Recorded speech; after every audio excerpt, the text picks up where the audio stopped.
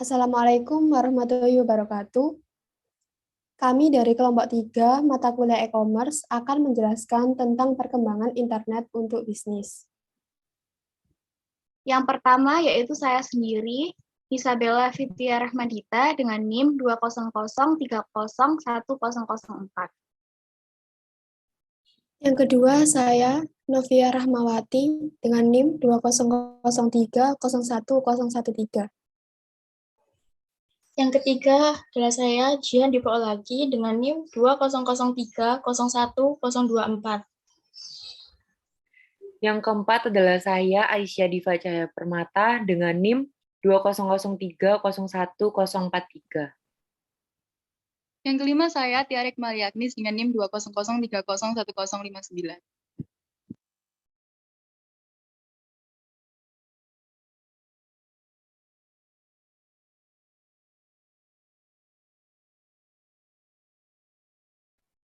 Materi yang akan dibahas kali ini adalah perkembangan internet untuk bisnis. Kemajuan di bidang teknologi, komputer, dan telekomunikasi mendukung perkembangan teknologi internet. Dengan internet, pelaku bisnis tidak lagi mengalami kesulitan dalam memperoleh informasi apapun untuk menunjang aktivitas bisnisnya. Bahkan sekarang cenderung dapat diperoleh berbagai macam informasi, sehingga informasi harus disaring untuk mendapatkan informasi yang tepat dan relevan. Hal tersebut mengubah abad informasi menjadi abad internet. Penggunaan internet dalam bisnis berubah dari fungsi sebagai alat untuk pertukaran informasi secara elektronik menjadi alat untuk aplikasi strategi bisnis, seperti pemasaran penjualan dan pelayanan pelanggan. Pemasaran di internet sama dengan direct marketing, di mana konsumen berhubungan langsung dengan penjual. Pengguna internet di Indonesia berlipat 2 kali setiap 100 hari, menurut pendapat Reynald. Dari referensi tersebut, penggunaan internet untuk aplikasi strategi bisnis di Indonesia peluangnya cukup besar. Penggunaan internet di Indonesia untuk keperluan bisnis sebesar kurang lebih 43%, yang berarti menunjukkan beberapa perusahaan telah menerapkan internet untuk berbisnis, yang dikenal dengan e-bisnis atau e-commerce.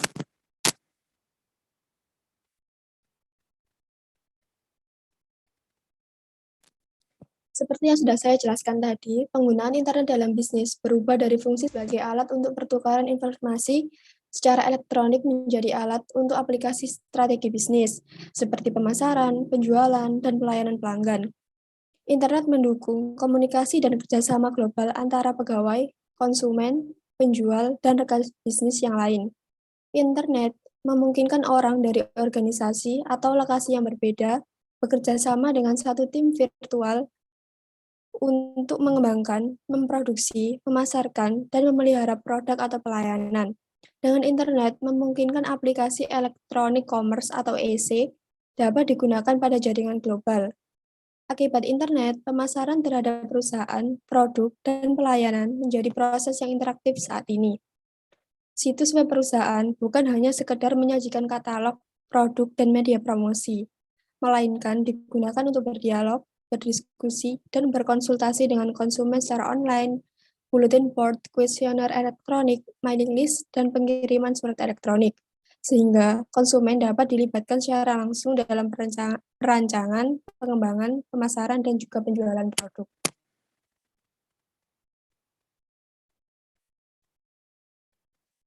Yang pertama, mengenal bisnis. Kata bisnis berasal dari bahasa Inggris yaitu business. Sedangkan kata bisnis itu sendiri berasal dari pengembangan kata busy yang berarti sibuk. Sibuk yang dimaksud dalam hal ini bisa terjadi pada individu, komunitas, ataupun masyarakat. Bisnis jika diartikan dalam konteks yang sederhana dapat diartikan sebagai suatu kesibukan dalam melakukan suatu kegiatan atau pekerjaan yang dapat memberikan keuntungan kepada seseorang. Sedangkan dalam Kamus Besar Bahasa Indonesia atau KBBI, bisnis adalah usaha komersial dalam dunia perdagangan atau bidang usaha atau usaha dagang. Dalam membangun sebuah usaha, pemilik usaha pasti akan berusaha untuk mendapatkan keuntungan yang cukup melimpah. Karena dengan keuntungan itu, suatu usaha dapat dikembangkan menjadi usaha yang lebih besar. Singkatnya, bisnis adalah suatu aktivitas atau kegiatan yang dilakukan secara perseorangan atau badan usaha dengan tujuan mendapatkan keuntungan dengan cara melakukan berbagai macam hal, seperti pembuatan, penyaluran, penjualan, dan juga pembelian. Oleh sebab itu, tak sedikit orang yang mengatakan bahwa bisnis berkaitan dengan kegiatan ekonomi dan dapat membangun pertumbuhan ekonomi. Dan yang kedua adalah tujuan bisnis.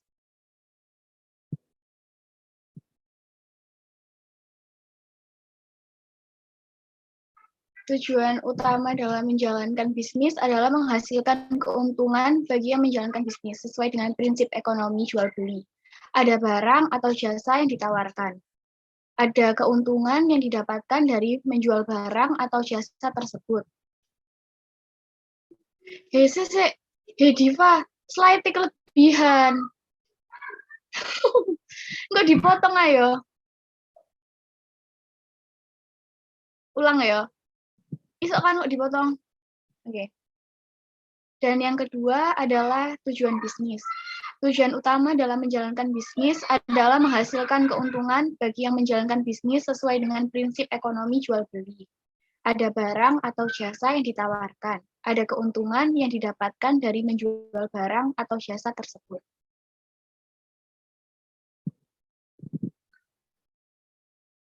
Dan yang ketiga ada fungsi bisnis. Fungsi bisnis itu terdapat 4. Sesuai dengan tujuannya, bisnis berfungsi untuk membuat sesuatu yang awalnya tidak memiliki nilai menjadi ada nilainya. Yang pertama terdapat form utility, merupakan fungsi bisnis yang dilihat dari segi produksinya. Fungsi form utility membuat bisnis bertujuan untuk menciptakan barang atau jasa yang dibutuhkan oleh masyarakat. Misalnya, perusahaan tekstil menghasilkan bahan kain untuk dibuat pakaian. Dan yang kedua ada place utility, merupakan fungsi bisnis untuk menyalurkan barang atau jasa yang diproduksi ke lokasi konsumen yang membutuhkan barang atau jasa tersebut. Misalnya, bisnis furniture menyalurkan bangku buatannya ke sekolah-sekolah di pedesaan.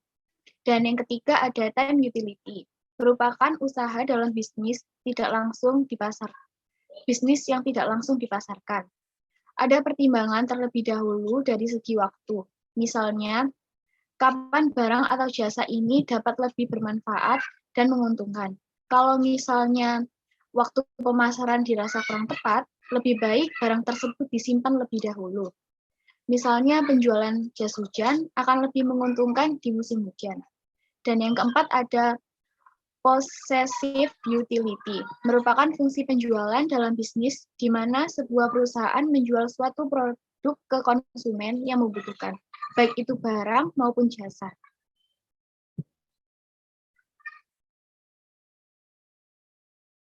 Dan berikutnya ada model bisnis, yaitu suatu model yang menjelaskan dan menjabarkan bagaimana sebuah perusahaan dapat bergerak dan berkembang untuk memperoleh keuntungan. Macam-macam model bisnis, khususnya yang memanfaatkan internet. Yang pertama ada marketplace. Di era digital sekarang juga menjadi salah satu model bisnis yang sangat terkenal. Marketplace adalah bisnis model yang mempertemukan antara penjual dan pembeli secara online, dan biasanya menggunakan situs web ataupun aplikasi. Marketplace sendiri adalah salah satu model e-commerce di mana ia berfungsi sebagai perantara antara penjual dan pembeli. Penjual yang berdagang di marketplace hanya perlu meladeni pembelian. Semua aktivitas lain seperti pengelolaan website sudah diurus oleh platform tersebut. Situs-situs seperti Shopee dan Lazada adalah dua contoh marketplace. Yang kedua ada dropship. Jenis model ini juga mengandalkan online dalam aktivitasnya. Ketika menerapkan dropship, kamu tidak perlu membuat toko offline. Biasanya, orang yang menjalankan jenis bisnis ini disebut sebagai dropshipper. Dropship dinilai keuntungannya relatif kecil, karena pendapatannya dihitung selisih modal untuk membeli produk dan harga yang diberikan kepada konsumen. Yang ketiga ada subscription. Bisnis model ini menerapkan bisnis di mana pelanggan akan dikenakan biaya berlangganan untuk mendapatkan akses dari layanan tersebut. Di era digital saat ini sudah banyak bisnis yang menerapkan model seperti contohnya Netflix, Spotify, YouTube, dan lain-lain.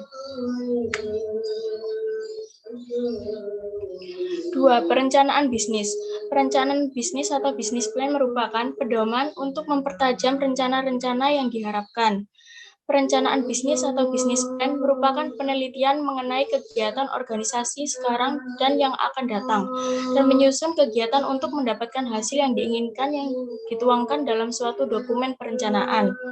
Perencanaan bisnis sangat erat hubungannya dengan wirausaha, sebab perencanaan bisnis ini dibuat agar hasil penciptaan usaha yang dibuat mendekati dengan kenyataannya.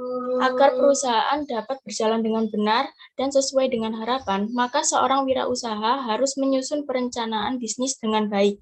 Diharapkan dengan perencanaan bisnis yang baik, maka perencanaan dengan kenyataan memiliki perbedaan yang cukup kecil. Karena itu, perencanaan bisnis ini dapat digunakan sebagai pedoman penciptaan usaha.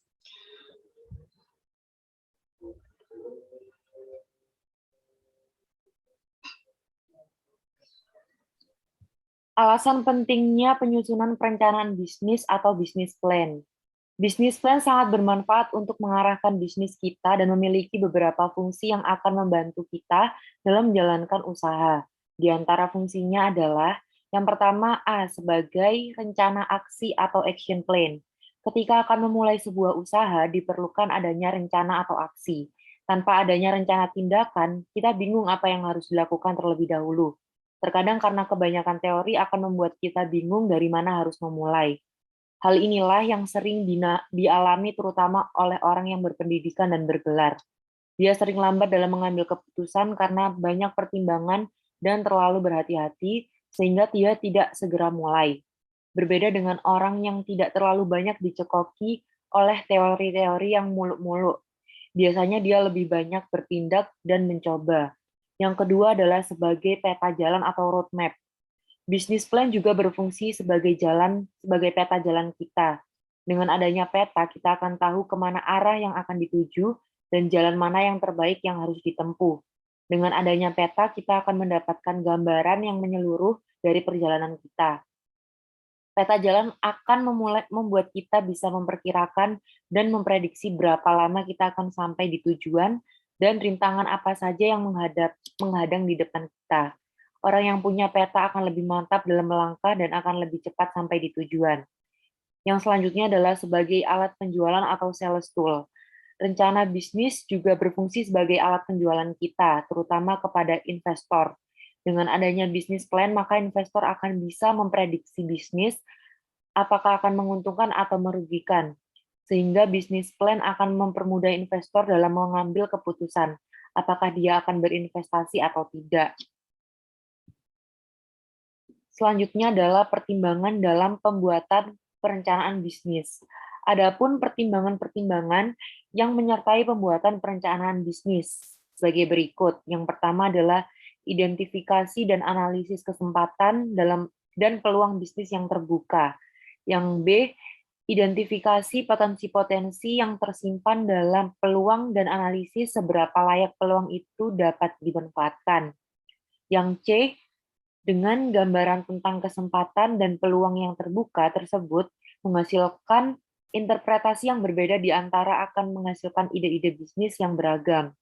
Yang selanjutnya adalah mengungkapkan faktor-faktor yang dibutuhkan dan terkait dengan bisnis agar bisnis yang sedang dirancang dapat berhasil. Misalnya faktor pasar yang jelas, kualitas produk, dan kualitas pelayanan. Selanjutnya adalah faktor yang dihindari dalam penyusunan perencanaan bisnis. Faktor-faktor yang perlu dihindari dalam pembuatan bisnis plan adalah sebagai berikut. Yang pertama adalah proyeksi finansial didasarkan pada standar dan norma yang telah kadaluarsa. Harus selalu diingat bahwa standar keuangan itu bersifat dinamis, berubah-ubah dari waktu ke waktu. Yang kedua adalah proyeksi bisnis yang tidak realistis atau sulit dijalankan, meskipun nampak menarik dan menjanjikan, misalnya ide bisnis warnet di daerah yang terbatas pemakaian listriknya. Yang terakhir adalah membutuhkan teknologi canggih yang cukup rumit dan sulit untuk dioperasikan, sehingga mempersulit keberlangsungan bisnis karena diperlukan teknik khusus dan operator terampil yang sulit disediakan.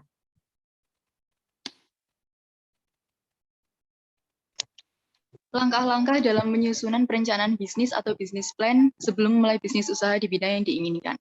Perencanaan bisnis umumnya berbentuk dokumen tertulis yang berisi informasi detail terkait usaha, mulai dari visi, misi, tujuan, strategi, kelebihan dan kelemahan, segmentasi, dan sebagainya. Jika bisa menyusunnya dengan tepat dan ideal, juga jadi poin plus dalam mendapatkan investor potensial. Sebagai panduan menyusun rencana bisnis, berikut akan dijelaskan 7 langkah tepat dan idealnya.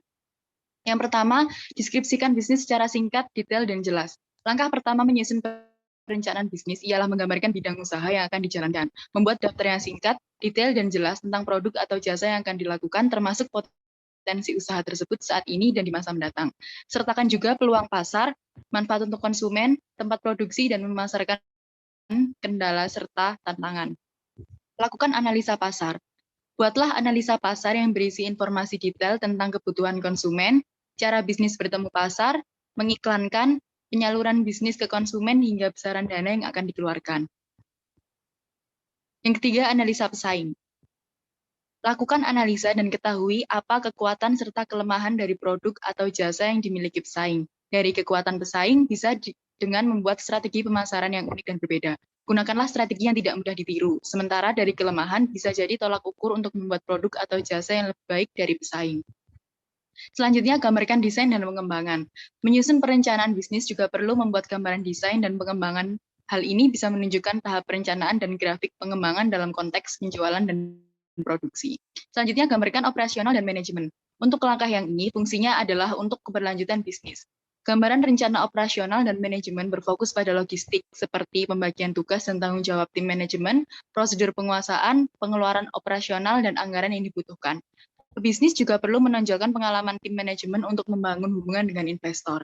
Para investor tentu ingin tahu kemampuan dan kekuatan tim dalam memulai usaha dan mengembangkannya. Faktor pembiayaan. Buat informasi keuangan yang cermat dan rinci terkait sumber serta pengelolaan anggaran. Pebisnis wajib membuat informasi keuangan dari awal usaha hingga masa depan, termasuk laporan keuangan, kas tahunan, dan pencapaian yang diinginkan terkait keuangan. Ringkasan bisnis.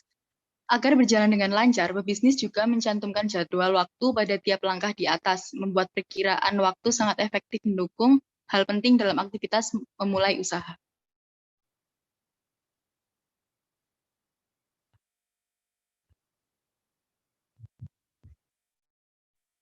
Pengembangan e-commerce di Indonesia. E-commerce atau perdagangan elektronik merupakan konsep jual-beli yang juga meliputi proses promosi, transaksi, dan pemasaran produk seperti perdagangan pada umumnya. Yang menjadikan e-commerce ini berbeda adalah media yang digunakan yaitu elektronik dan internet. Dalam e-commerce, tidak hanya sekedar digunakan untuk membeli dan menjual produk secara online. E-commerce juga mengubah proses pengembangan, pemasaran interaktif, penjualan, pemesanan, pengiriman, pelayanan, dan pembayaran produk dan jasa yang dibeli lewat internet secara online. Juga komunikasi global konsumen secara virtual, menunjang jaringan rekan bisnis dunia. Sistem e-commerce bertumbuh pada resources internet dan jaringan komputer lain untuk menunjang setiap langkah dalam proses-proses tersebut. Di tengah perkembangan arus teknologi dan informasi digital yang semakin canggih, aktivitas e-commerce adalah suatu penerapan dari e-business atau bisnis elektronik yang mana berhubungan dengan kegiatan transaksi komersial. Semakin banyaknya konsumen yang menggandrungi kegiatan berbelanja online menjadikan e-commerce semakin menjamur seiring berkembangnya waktu. Buktinya, pertumbuhan ekonomi digital Indonesia memberikan kontribusi yang signifikan terhadap pertumbuhan negara. Diperkirakan akan ada 50 juta pengguna internet baru di Indonesia setiap 5 tahunnya karena Indonesia termasuk negara dengan pengguna media sosial tertinggi di dunia. Menurut laporan McKinsey, sektor e-commerce Indonesia sudah menghasilkan lebih dari 5 miliar dolar dari bisnis informal retailing dan lebih dari 3 miliar dolar dari perdagangan informal. Di Indonesia, bisnis e-tailing contohnya adalah Tokopedia, Bukalapak, JD.id, Lazada, dan Shopee. Sebaliknya, perdagangan informal melibatkan pembelian dan penjualan barang melalui cara tidak resmi seperti penggunaan sosial media dan platform pengiriman pesan seperti WhatsApp dan Facebook.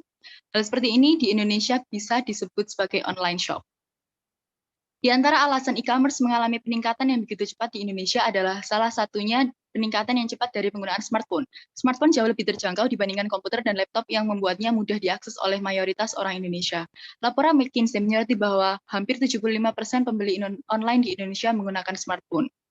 Di sisi lain, pertumbuhan perdagangan informal dapat dikaitkan dengan muda-mudi Indonesia yang lebih memahami konsep digital. Hasil uji statistik menunjukkan bahwa anak muda Indonesia adalah pengguna sosial media yang rajin. Negara ini memiliki jumlah pengguna Facebook terbesar keempat di dunia dengan 122 juta orang dan memiliki salah satu populasi terbesar pengguna Instagram.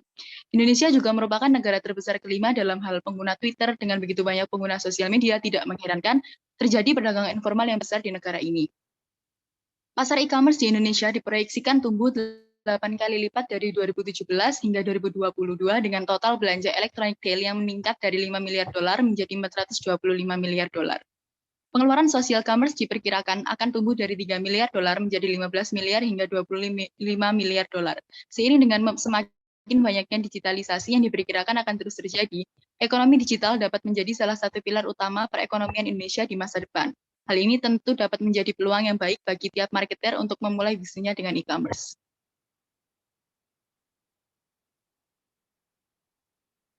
Dalam memulai bisnis, e-commerce langkah-langkah yang harus dijalani tidak hanya sekedar menentukan produk mana yang akan dijual atau nama toko apa yang akan dipasang. Langkah-langkah penting lainnya juga harus dilakukan dan diperhitungkan dengan teliti. Beberapa hal yang harus dilakukan untuk memulai bisnis e-commerce adalah sebagai berikut. Yang pertama, memilih produk. Ide memilih produk untuk dijual dalam e-commerce dapat didapatkan dengan melihat tren yang sedang digandrungi atau lagi in saat ini. Mengikuti hasrat dan selera pribadi dan hobi juga dapat dijadikan ide. Selain itu, produk yang dapat membantu masyarakat untuk menyelesaikan atau memecahkan masalahnya juga merupakan ide yang sangat dapat digunakan. Yang kedua, memilih model bisnis.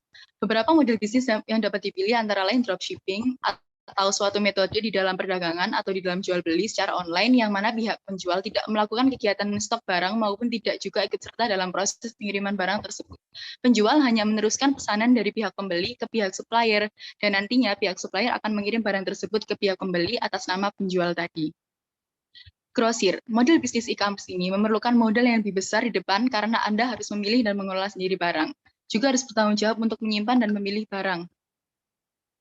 Membungkus dan mengirim barang, melacak pesanan customer. Namun proses ini dapat disederhanakan jika bermitra dengan perusahaan gudang atau fulfillment seperti servis yang disediakan oleh atur toko.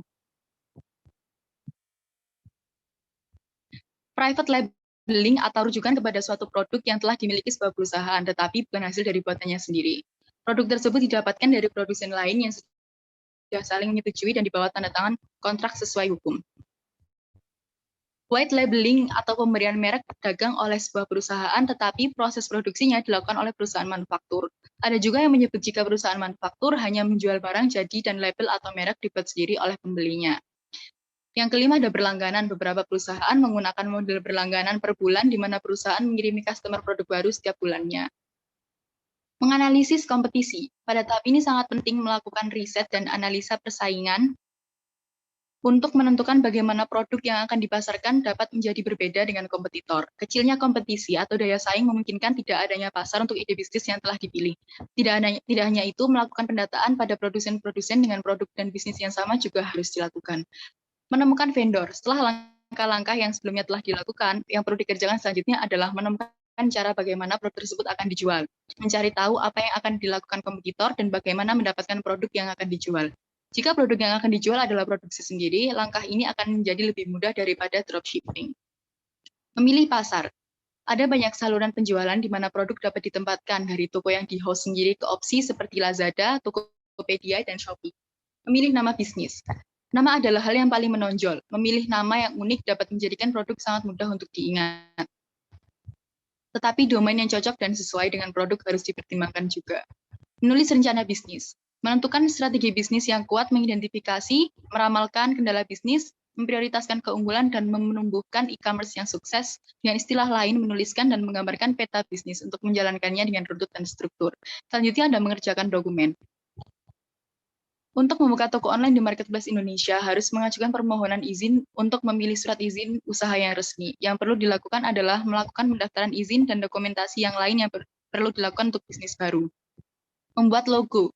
Membuat logo tidak harus selalu membayar mahal pada desainer logo. Menggunakan template atau situs desain logo gratis juga dapat dijadikan pilihan agar menegaskan dan membuat label terlihat lebih profesional. Bisa dilakukan melalui media sosial, menggunakan influencer, membentuk kemitraan, mendorong review dari beberapa orang-orang terkemuka, dan menjadikan pelanggan sebagai prioritas.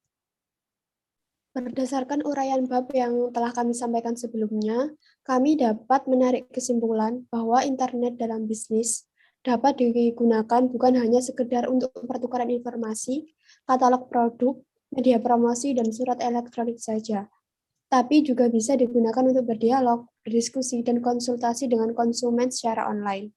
Bulletin board, kuesioner elektronik, mailing list, sehingga konsumen dapat dilibatkan secara proaktif dan interaktif dalam perancangan.